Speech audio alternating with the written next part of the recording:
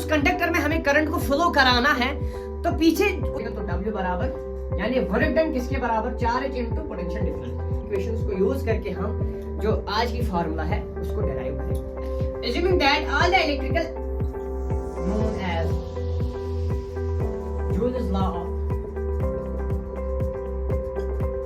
heating, और जितनी ज्यादा रेजिस्टेंस होगी उतनी ही ज्यादा हीट भी होगी, जितनी ज्यादा टाइम तक करंट रहेगी उतनी ज्यादा हीट भी बढ़ेगी। सो हेलो अस्सलाम वालेकुम वरहमतुल्लाहि वबरकातुहू। उम्मीद करते हैं कि आप सब ठीक होंगे, बढ़िया होंगे, अच्छे से होंगे। और ये है हमारा लेक्चर नंबर 13 इलेक्ट्रिसिटी का। और आज के लेक्चर में हम बात करेंगे, एक फॉर्मूला डिराइव करेंगे जिसे आप जूल्स लॉ ऑफ हीटिंग के नाम से जानते हो। उसकी जो फार्मूला है वो हम डिराइव करने वाले हैं आज के लेक्चर में। आई होप कि आपको जो कल का लेक्चर था हमारा heating effect of electric current आपको अच्छे से समझ आ गया होगा। तो बढ़ते हैं आज की लेक्चर की ओर। आज के लेक्चर में हम बात करने वाले हैं सर किसके बारे में, वो विल डिराइव अ फार्मूला। एक फार्मूला डिराइव करने वाले हैं। किस लिए फार्मूला, किस लिए है? For calculating the heat produced in an electric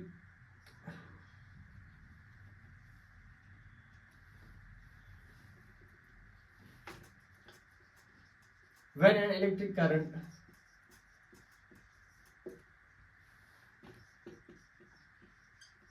follows through a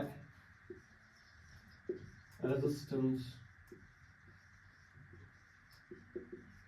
wire लिखो या कंडक्टर लिखो, दोनों एक ही बात है। We will derive a formula। हम आज एक फार्मूला डिराइव करने वाले हैं। किस लिए? For calculating the heat produced when an electric current flows through a resistance wire। Heat produced जो होती है इलेक्ट्रिक करंट में, जब इलेक्ट्रिक करंट फ्लो करती है एक रेजिस्टेंस वायर में या कंडक्टर में, उसके लिए आज की जो फार्मूला है वो हम कैसे निकाल सकते हैं, वो फार्मूला हम डिराइव करने वाले हैं आज के लेक्चर में। कहने का मतलब ये है। तो कैसे करेंगे? बिल्कुल बेसिक से उठाएंगे। जो हमने पीछे पढ़ा है, जो भी चीजें हमने पीछे पढ़ी है आज तक, उन्हीं चीजों का इस्तेमाल करके आज की जो फार्मूला है वो हम डिराइव करने वाले हैं। कुछ नया नहीं है, कोई भी चीज नई नहीं है आज के लेक्चर में। जो भी हमने पढ़ा है पिछले लेक्चर्स में वही हम आज के लेक्चर में यूज करने वाले हैं और एक बढ़िया सी फार्मूला तैयार करके देंगे आपको। सो पहले अगर हम बात करेंगे, लेट अस से एक कहानी की हम बात करेंगे पहले कि आपके पास एक कंडक्टर है, अगर उसमें हमें करंट को फ्लो कराना है और वो जो कंडक्टर है उसमें जो रेजिस्टेंस है वो हाई है, बहुत ज्यादा रेजिस्टेंस है उसमें। अब अगर उस कंडक्टर में हमें करंट को फ्लो कराना है तो पीछे उतना ही ज्यादा वोल्टेज होना चाहिए उस करंट को दौड़ाने के लिए। तो जो काम करना पड़ेगा उस पर वो बहुत ज्यादा करना पड़ेगा, क्योंकि रेजिस्टेंस बहुत ज्यादा है। रेजिस्टेंस बहुत ज्यादा, जब भी रेजिस्टेंस होगी तभी हीट आएगी ज्यादा। ये हमने कल के लेक्चर में भी जाना है। तो पिछले लेक्चर्स में हमने पोटेंशियल डिफरेंस के भी बारे में पढ़ा है, या इलेक्ट्रिक करंट के भी बारे में पढ़ा है, इलेक्ट्रिक सर्किट के भी बारे में पढ़ा है। उन्हीं सभी चीजों का इस्तेमाल करके आज की जो फार्मूला है वो हम डिराइव करने वाले हैं। पहले बात करते हैं जो हमने पढ़ा है पोटेंशियल डिफरेंस, यानी V इक्वल टू में W divide by Q।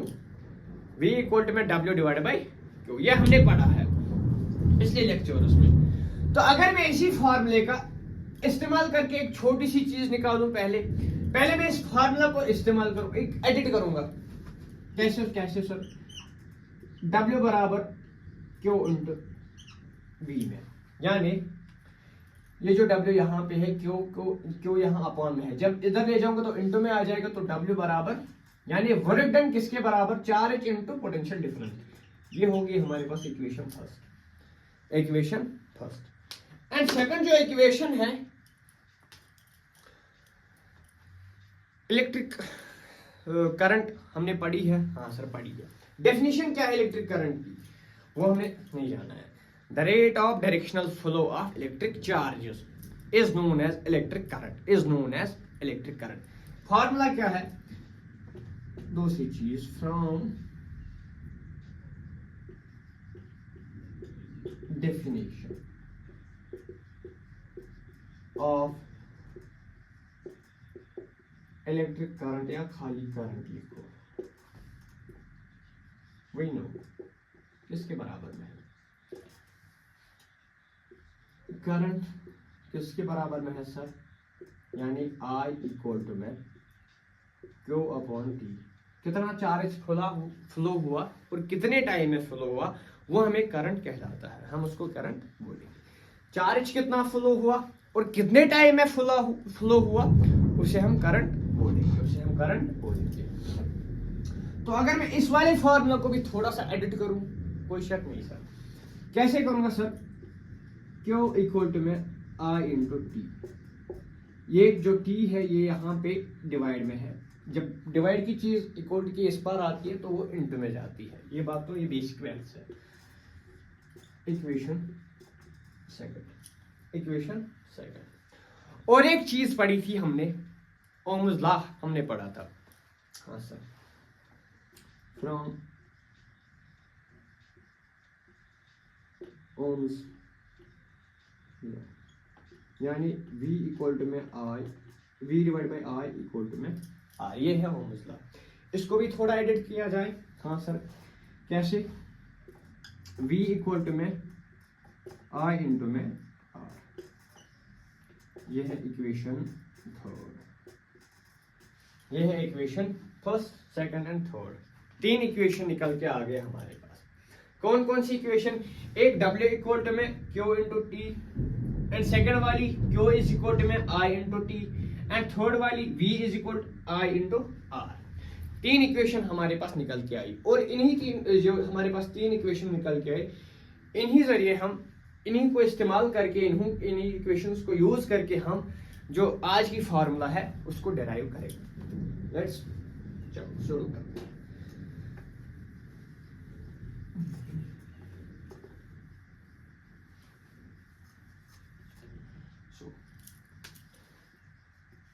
Now, putting Q equal to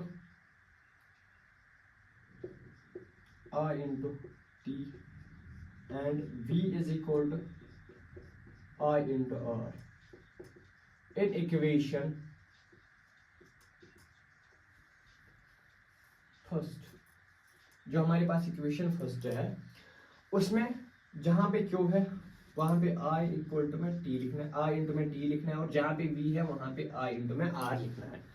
समझ में आया? हाँ सर। इक्वेशन फर्स्ट क्या है हमारे पास? इक्वेशन फर्स्ट है हमारे पास W इक्वल टू में Q इंटू V, ये हमारे पास इक्वेशन फर्स्ट है। सो W इज इक्वल टू में Q के बदले I इंटू में T, फिर अपना इंटू इस फार्मूले का, और V के बदले I इंटू में R, I इंटू में R। W equal to I into में I हो गया I का square into T into R, ये है फार्मूला, ये है फार्मूला। अभी कंप्लीट नहीं हुई, कंप्लीट कैसे हो जाएगी मैं बताऊंगा। ये है formula.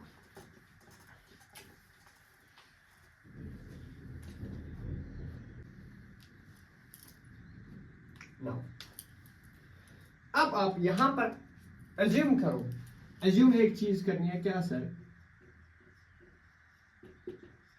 Assuming that all the electrical work done, W है ना वर्क डन, ही W है वर्क डन। और हम ऐसे लिख सकते हैं, अगर आप ये नहीं लिखोगे तो दूसरी चीज लिखो, क्या सर? इलेक्ट्रिकल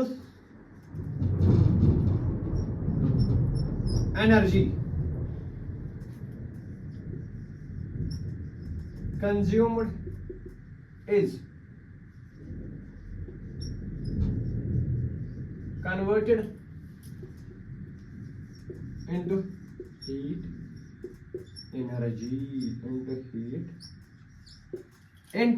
energy into यानी एज्यूम क्या करना है, assuming that all the electrical work done, यानी जो यहाँ पे सारी इलेक्ट्रिकल वर्क डन हुई या इलेक्ट्रिकल एनर्जी, जो यहाँ पे सारी इलेक्ट्रिकल एनर्जी इस्तेमाल हुई वो कंज्यूम हो गई किसमें सर, और कन्वर्ट हो गई किसमें, इलेक्ट्रिकल एनर्जी में, इलेक्ट्रिकल एनर्जी में।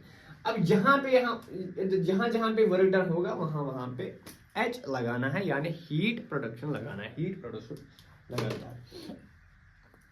तो इस चीज को हम ऐसे भी लिख सकते हैं, वी कैन राइट हम क्या लिख सकते हैं कि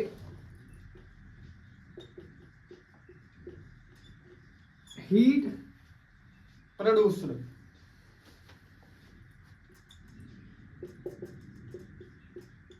in place of work done, कहाँ पे, इन द, जो यहाँ पे हमने इक्वेशन बनाई, इन द अबोव इक्वेशन, यानी heat produced in place of work done, जो यहाँ पे वर्क डन हुई हीट प्रोड्यूस्ड अब लगाना है in place of work done in the above equation. यहाँ पे आप H लगा दो, हीट प्रोड्यूस्ड लगा दो, निकल के आ जाएगी फार्मूला फिर क्या बन जाएगी सर हमारी, फार्मूला ये बनेगी हीट प्रोड्यूस्ड यानी H इक्वल टू में I स्क्वायर इंटू में R और इंटू में T। ये है हमारे पास फार्मूला, ये है हमारे पास फार्मूला निकल के आ गई। यहीं तक हमें करना था, अभी कंप्लीट नहीं हुआ लेकिन फार्मूला निकल के आ गई, फार्मूला निकल के आ गई। यस लिखा हुआ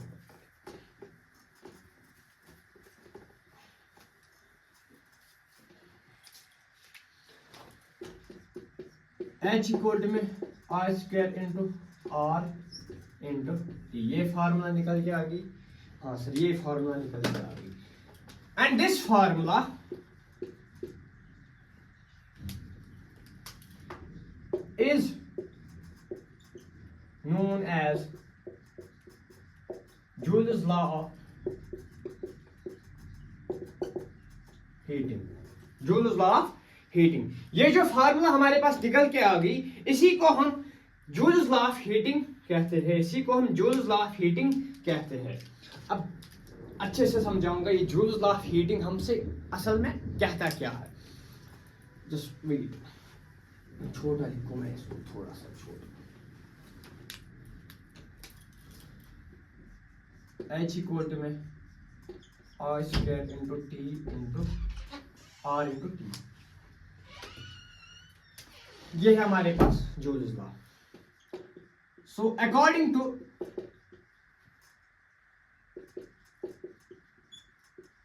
Joule's law of heating, Joule's law of heating,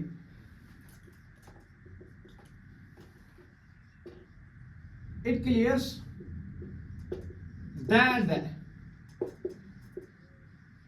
heat produced in an electrical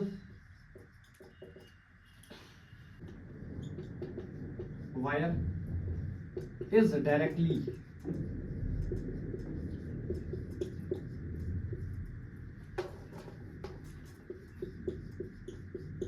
proportional, तो किस किस के डायरेक्टली प्रोपोर्शनल में है, एक तो पहले ही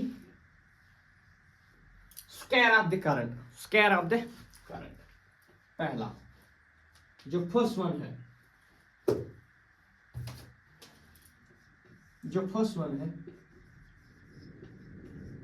स्क्वायर ऑफ करंट, इसके डायरेक्टली प्रोपोर्शनल है यानी I स्क्वायर। एंड जो दूसरा It is directly proportional to resistance.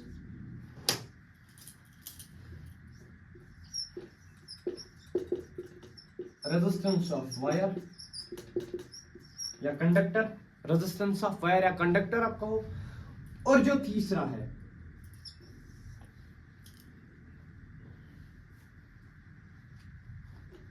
वो है टाइम,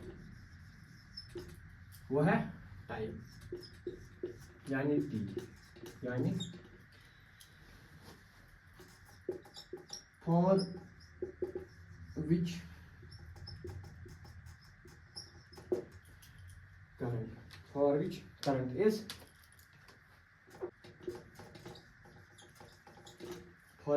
is passing। तीन चीजें कही इसने। एक, according to Joule's law of heating, मतलब क्या है इसका, it clears that the heat produced in electric wire is directly proportional to, किस किस के डायरेक्टली प्रोपोर्शनल है? डायरेक्टली प्रोपोर्शनल मतलब यहाँ पे हीट है डायरेक्टली प्रोपोर्शनल आई के स्क्वायर में है। ये चीज मैं अभी समझाऊंगा, सारी चीजें समझाऊंगा, टेंशन लेने की कोई बात नहीं है, सारी चीजें समझाऊंगा अभी। एक square of current and second resistance of wire and third time for which current is passed. जितने टाइम तक करंट पास होगी उतने टाइम तक जो हीट है वो बढ़ती जाएगी, वो बढ़ती ही जाएगी। और जितनी ज्यादा रेजिस्टेंस होगी उतनी ही ज्यादा हीट भी होगी, उतनी ही ज्यादा, और जितनी ज्यादा करंट होगी, अब जितनी ज्यादा हीट होगी ना उससे ज्यादा 2 गुना ज्यादा करंट होगी उस कंडक्टर में या उस वायर में, 2 गुना करंट ज्यादा होगी। समझाऊंगा मैं ये चीज भी, आप पहले इसको लिखो, ये चीजें सारी समझाऊंगा अच्छे से।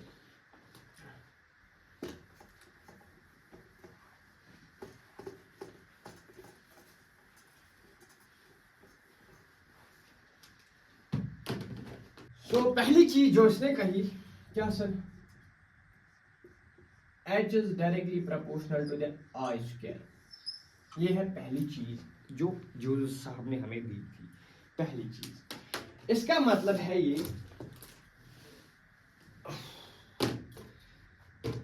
कि अगर हम if we double the current, अगर हम करंट को डबल करेंगे then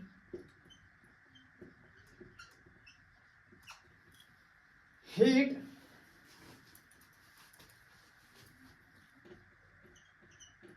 produced will become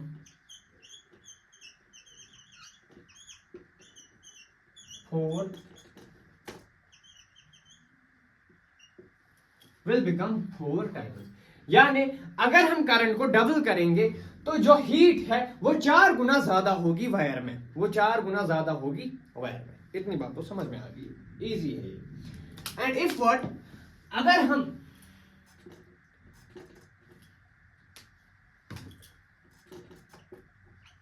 if we will the current या reduce, अब बोलो will the current then heat generated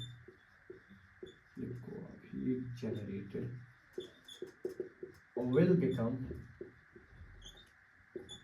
1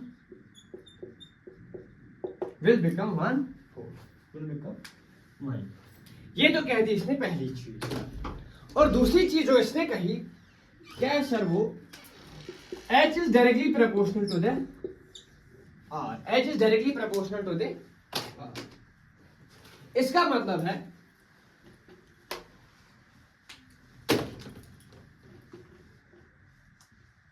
if we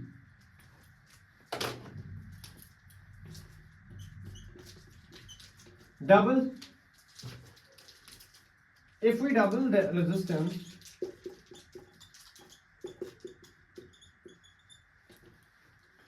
then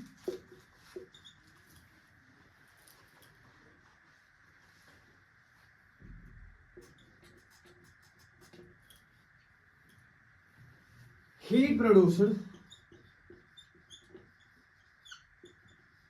also get W. और दूसरी चीज इसने बोली इसी में, if we have the resistance, then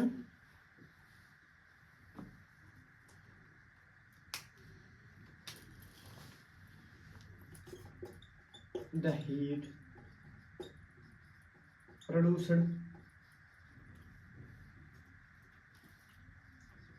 also get hammered। मतलब है इस बात का, जितनी ज्यादा रेजिस्टेंस होगी उतनी ही ज्यादा हीट होगी। मैं जितनी ज्यादा रेजिस्टेंस को बढ़ाऊंगा उतनी ही ज्यादा यहां से हीट भी हाई होगी, और मैं जितनी कम रेजिस्टेंस करूंगा उतनी ही कम हीट भी होगी, उतनी ही कम हीट भी प्रोड्यूस होगी। यह है इसका मतलब। अब तीसरी चीज इसने जो कही,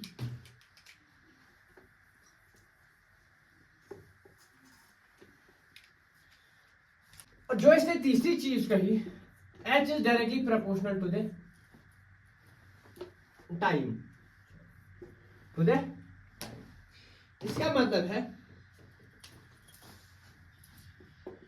कि if the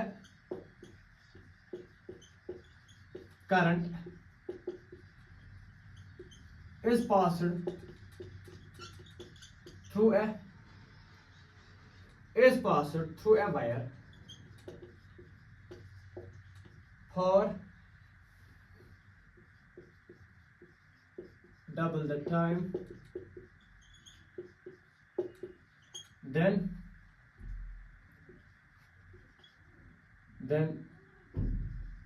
the heat produced is double।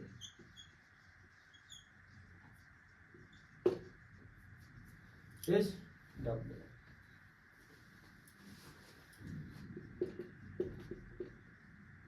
If the time is held, और आप ऐसे लिखो कि reduced, लिख सकते हो। If the time is held or reduced, then